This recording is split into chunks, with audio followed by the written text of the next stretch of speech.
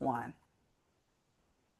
Hey y'all, welcome back to part two of Speak Your Mind Radio's Hip Hop News with a Z with Train and I. And what's up, Train?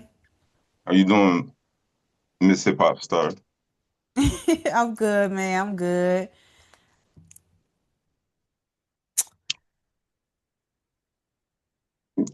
So, are you waiting for me to do an intro to this next segment about Freddie Gibbs and his album? Yes, I am.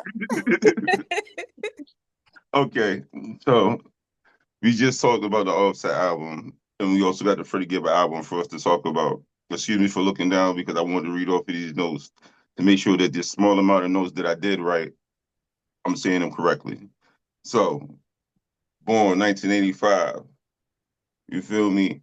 43 years old. Oh shoot, that was a song. My fault. 1985 is the name of a song for something else. It ran together with my notes. He's the age 43. He has over 27 albums that he's done. He also has done a couple movies, Down with the King and a True Crime. I've seen Down with the King. That was actually a good movie. Um, he's been over 8 TV shows, which I wasn't aware of, that he's actually been doing that much acting over the last few years. So that was actually kind of fire to learn that out about him. This is his last album that we're going to be talking about, and he just did it with the Alchemist. The Alchemist himself has also been on the tear of doing personal albums with people over the last few years. So, what do you think about the album?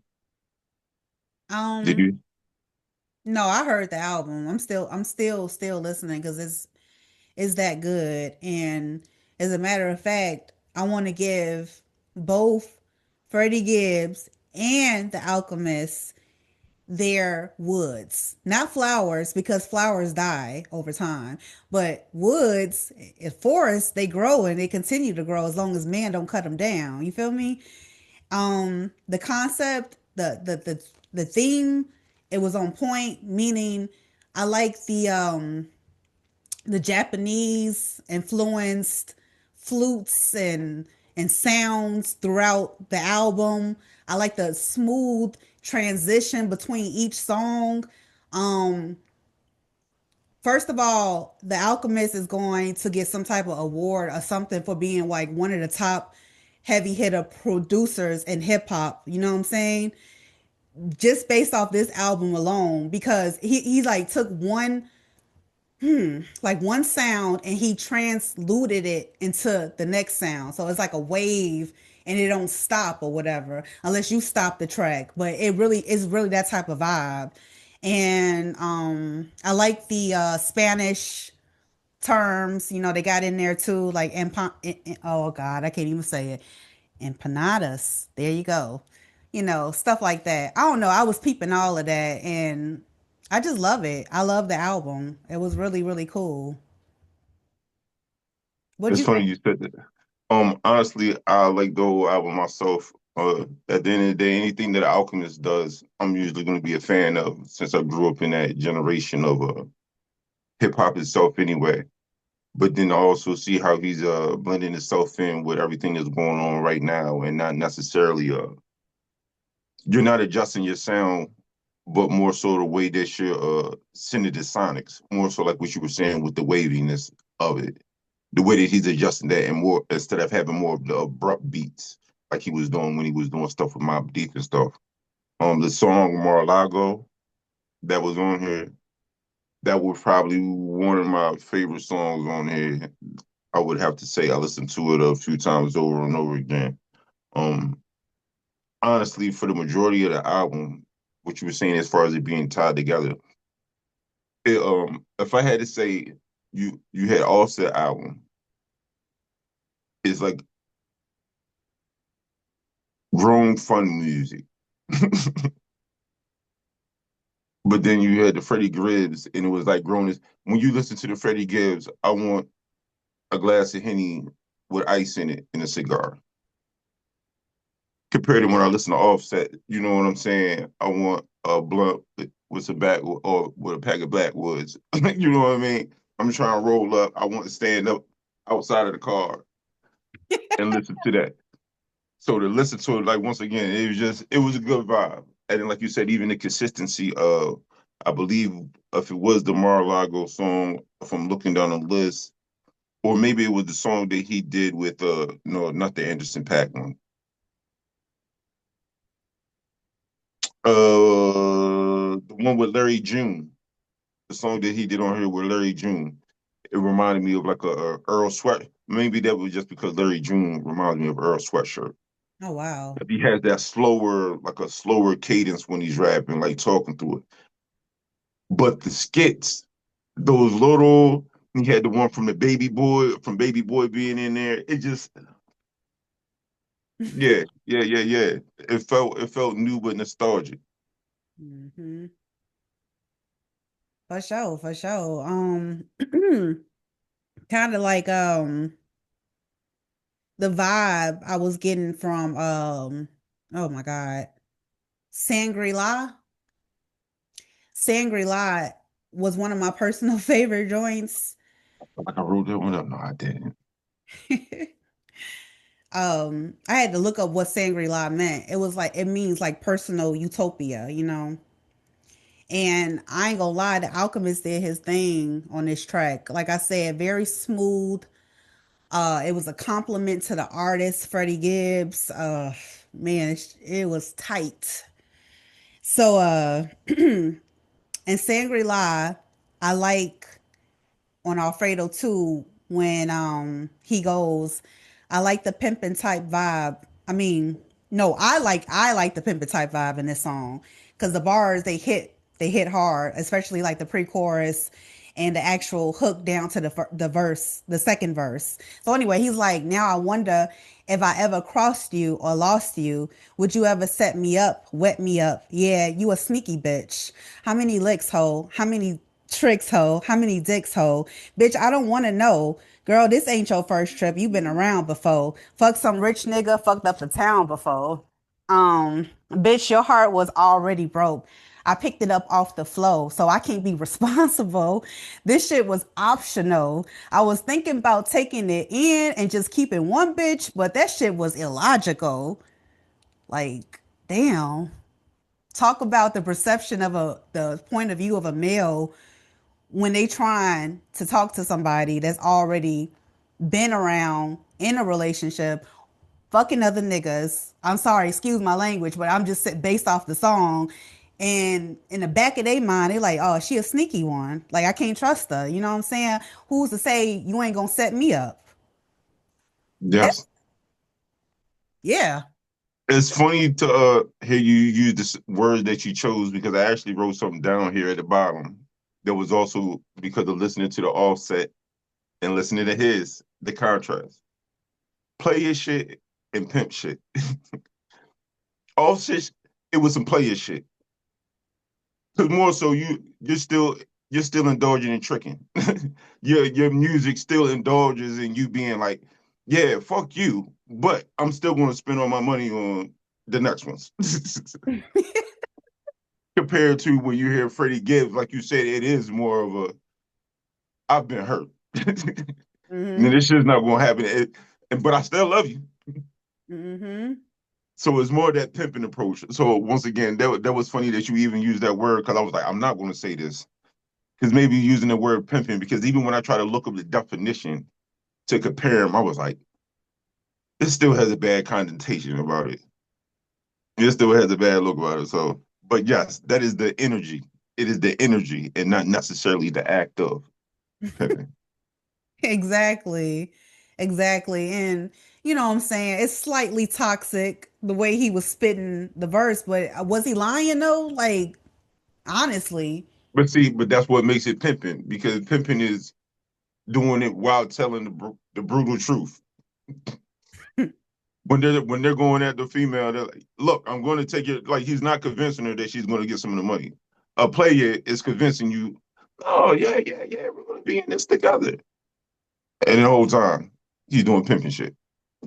Exactly. But once again, fire album. Oh, that's how I had the 1985 because the song that I was listening to with the Earl Sweatshirt kind of style to it, the one with Larry June, reminds me of the 1985 song. that him and the Alchemist and Freddie Gibbs did about 5 years ago. Hmm. And it has an it has a little movie and everything to it too.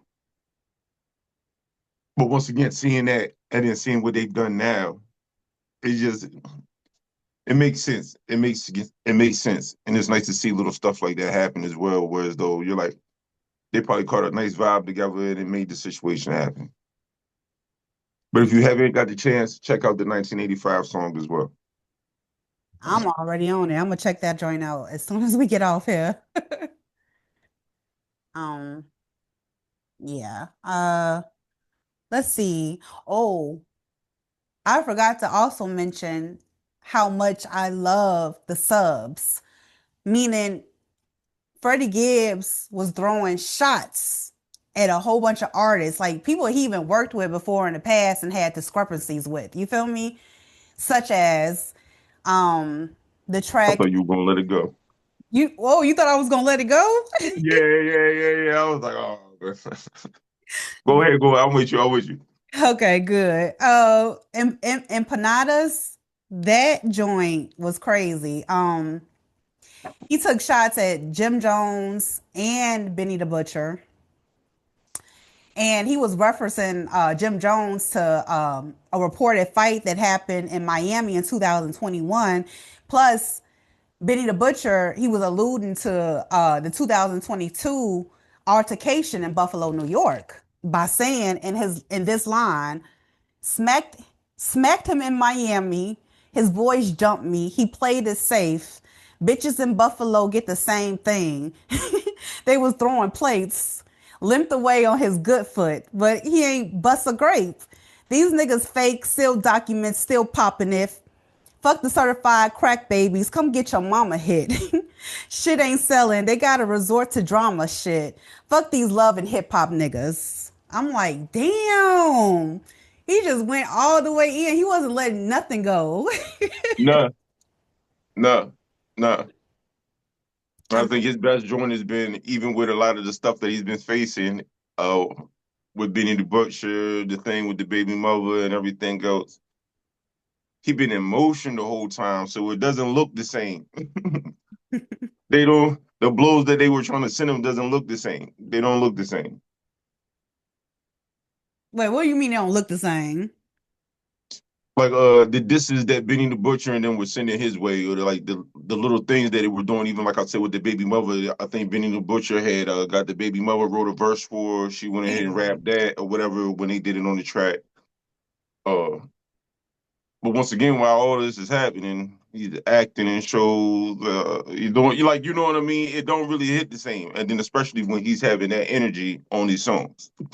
Yeah, yeah, He's not coming with it with a oh my god, you like hey yo, it'd be like that.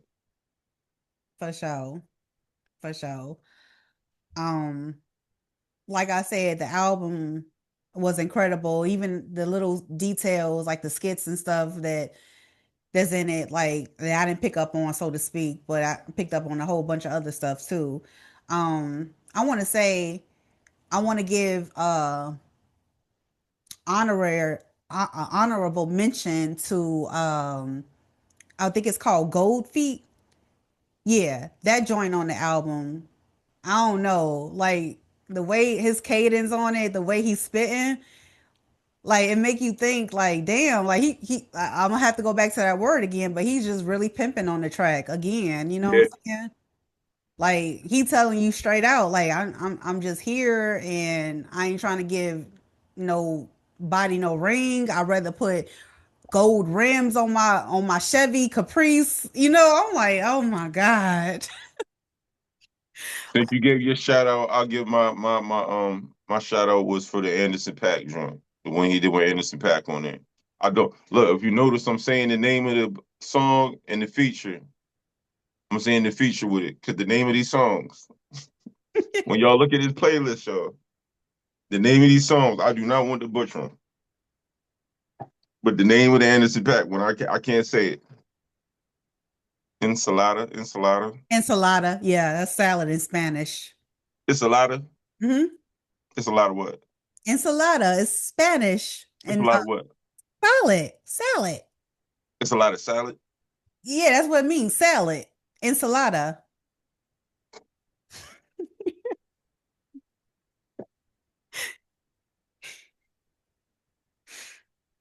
Anyway, you don't want to have that air in there. Right. That's funny. Okay. Yeah. Period. Um, Let me say, go ahead and move on to wait, are we done talking about Freddie Gibbs and the Alchemist, Alfredo too? I am if you are, man. I said my two favorite joints, and I do a third one in there too. Yeah, I gave my 2 cents. Okay. So y'all out there, thank you for listening. But I want to say before we head out, I actually want to say on this day in hip hop, September 5th, 2025, quote unquote, but the release of a hit single by young MC Bust the Move from his double platinum album Stone Cold Rhyming in 1989 came out. All right, that was on this day in hip hop, September 5th. Bust the Move won a Grammy for Best Rap Performance in 1990 and became a lasting pop culture hit. You remember that song, Train? They Bust the Move. Yeah, well, Yeah, that's classic. yeah. Uh, uh, yeah, yeah. Yeah, that song is so dope to me. Um, but yeah, I don't know, I really enjoyed this conversation. It was fun, and I think I want to leave off with a song. I just discovered it because I'll be looking at new songs all the time, but it's by Chucky and it's called My World. I don't know what it is about this song, but it's hitting. And it's from a different generation, but it's hitting, and I love it. So check that song out, everybody. Chucky, My World. I'll be sure to check it out as soon as we get off here as well. Hell yeah. And I got that 1985 joint to look up with Freddie Gibbs. Surely, surely. Yeah. So thank you guys so much, Chicago, for tuning in. You know what I'm saying? Make sure to look out for Hip-Hop Newz episode 3 coming out. I don't know when yet, but just look out for it. You'll know when it's coming out. Okay. I love you all so much. Peace out and talk to you later, Train. Appreciate everybody for stopping through. Thank you, Miss Hip Hop Star, for having me. Oh, you're welcome. Anytime.